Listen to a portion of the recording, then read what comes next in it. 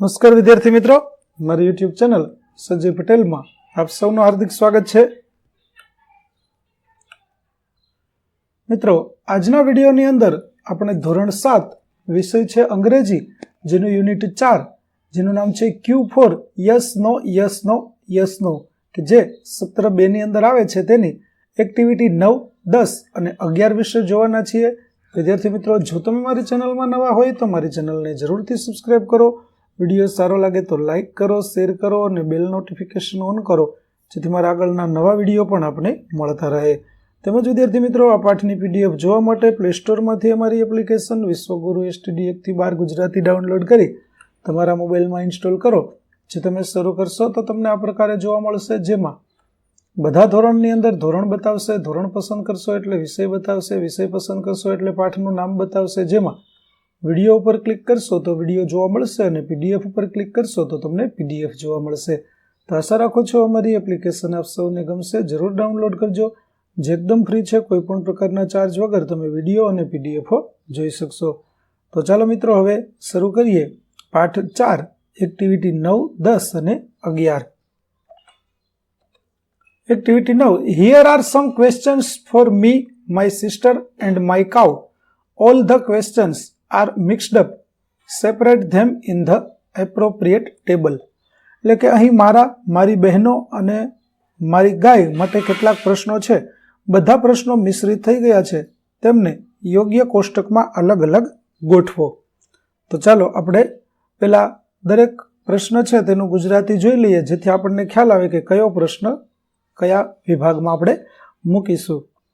પેલું, does it give milk every day? તે દરરોજ દૂધ આપે છે. Do you sing in bathroom? શું તે બાથરૂમમાં ગીત ગાય છે? Does it eat grass? તે ઘાસ ખાય છે. Do you like maths? શું તમને ગણિત ગમે છે? Does it know you? શું તે તમને ઓળખે છે? Do you wake up before 7 o'clock? શું તમે 7 વાગ્યા પહેલા જાગી જાઓ છો? Do you play the guitar? શું તમે ગિટાર વગાડો છો? Do they like cats? શું તેઓને બિલાડી ગમે છે? Do they easily get annoyed? શું તેઓ સરળતાથી નારાજ થઈ જાય છે? Do they go to beauty parlour? શું તેઓ બ્યુટી પાર્લર જાય છે? Does it sleep at night? તે રાત્રે ઊંઘે છે. Does it love its calf? શું તેના વાછરડાને પ્રેમ કરે છે?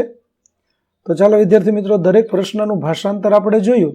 હવે કયું પ્રશ્ન કોને લાગુ પડે છે તેના આધારે આપણે વર્ગીકરણ કરીએ.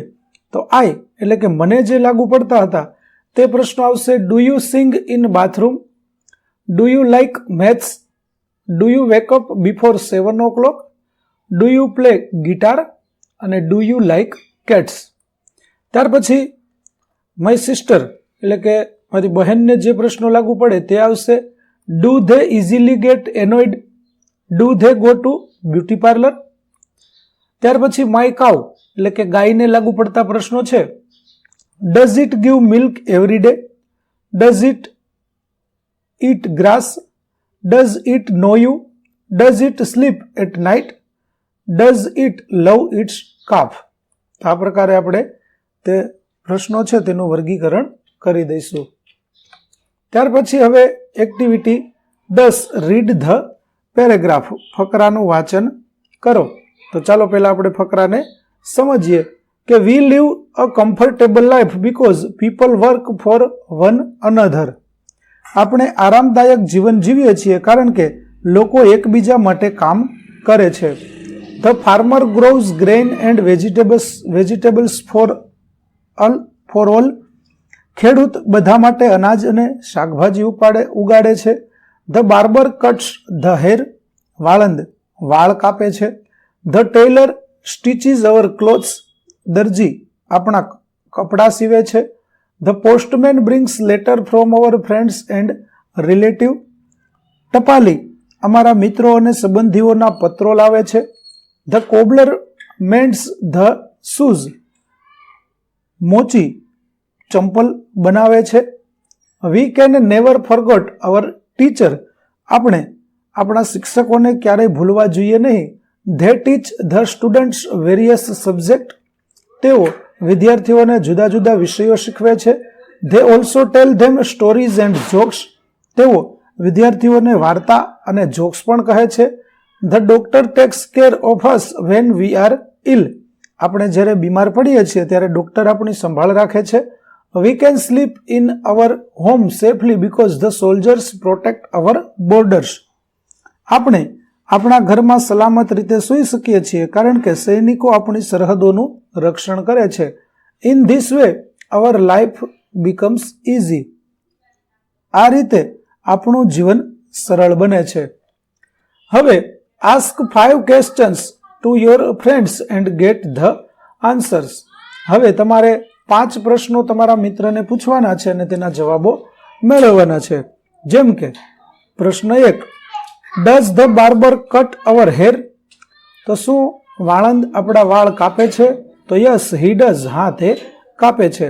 એવી રીતે બીજો, does the cobbler bring our letters? શું મોચી આપણા પત્રો લાવે છે? તો નો હી ડઝન્ટ. ના, તે લાવતો નથી. આ પ્રકારે આપણે જુદા જુદા પ્રશ્નો છે તેની રચના કરવાની અને નવા પ્રશ્નો છે તે તમારે તમારા મિત્રને બનાવી અને પૂછવાના. ચાલો ત્યાર પછી આગળ જોઈએ. Activity 11, do you know your hand hygiene score? Put a mark in the appropriate box and count your score.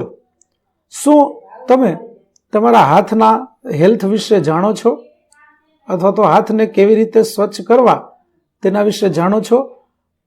તમે જો તમારો હાઇજીન સ્કોર જાણો અને યોગ્ય બોક્સમાં યોગ્ય ચિહ્ન મૂકો અને તમારો સ્કોર ગણો.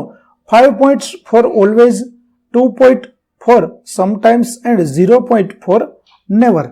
એટલે કે હંમેશા માટે 5 પોઈન્ટ, ક્યારેક ક્યારેક કરતા હોય તો 2 પોઈન્ટ અને ક્યારેય ન કરતા હોય તો 0 પોઈન્ટ મૂકવાનો છે. તો ચાલો આપણે જોઈએ કે તમારો સ્કોર કેટલો થાય છે. ચાલો question, do you wash your hands before lunch and dinner? શું તમે બપોરના ભોજન અને રાત્રિના ભોજન પહેલા હાથ ધુઓ છો? તો ઓલવેઝ.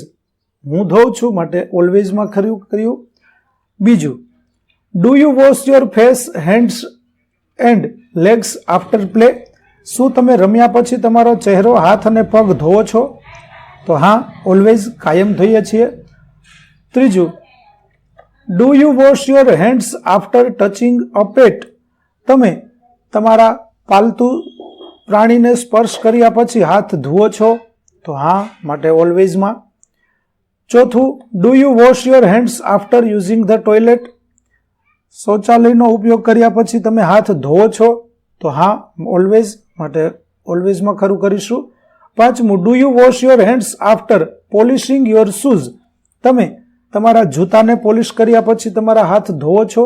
તો હા, માટે ખરામાં નિશાની કરીશું આપણે ઓલવેઝમાં. Do you wash your hands with soap? તમે સાબુથી તમારા હાથ ધુઓ છો? તો તેમાં આપણે ઓલવેઝમાં ખરું કરીશું. સાતમું, do you rub your hands for 20 seconds when you wash your hand? જ્યારે તમે તમારા હાથ ધોતા હો ત્યારે શું તમે તમારા હાથને 20 સેકન્ડ સુધી ઘસો છો?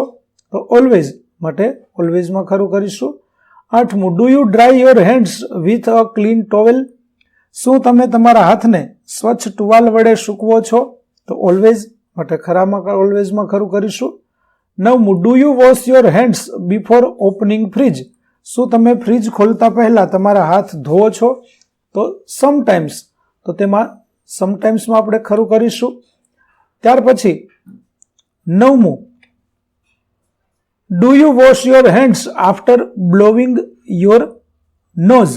શું તમે તમારા નાક ફૂંક્યા પછી તમારા હાથ ધુઓ છો? તો ઓલવેઝ, માટે તેમાં પણ આપણે ઓલવેઝમાં ખરું કરીશું. ત્યાર પછી 11મું, do you wash your hands after you arrange your bag? તમે તમારા થેલાને ગોઠવ્યા પછી તમે હાથ ધુઓ છો? તો તો વિદ્યાર્થી મિત્રો અહીં આપણે ખાલી રાખ્યું છે, કેમ કે દરેક છે તે અલગ અલગ કરતા હશે, તો તમારે તમારી રીતે ખરું કરવાનું છે. ત્યાર પછી do you wash your hands after touching a sick person? બીમાર વ્યક્તિને સ્પર્શ કર્યા પછી તમે તમારા હાથ ધોઈ લો છો? તો ઓલવેઝ. 13મું, do you wash your hands after touching a dirty place? ગંદી જગ્યાએ સ્પર્શ કર્યા પછી તમે તમારા હાથ ધોઈ લો છો? તો ઓલવેઝ. 14મું, do you rinse your hands well while washing hands? શું તમે હાથ ધોતી વખતે તમારા હાથને સારી રીતે કોરા કરો છો? તો ઓલવેઝ માટે ખરું કરીશું.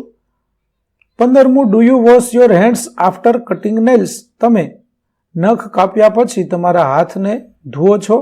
તો સમટાઈમ્સ માટે તેમાં કરીશું.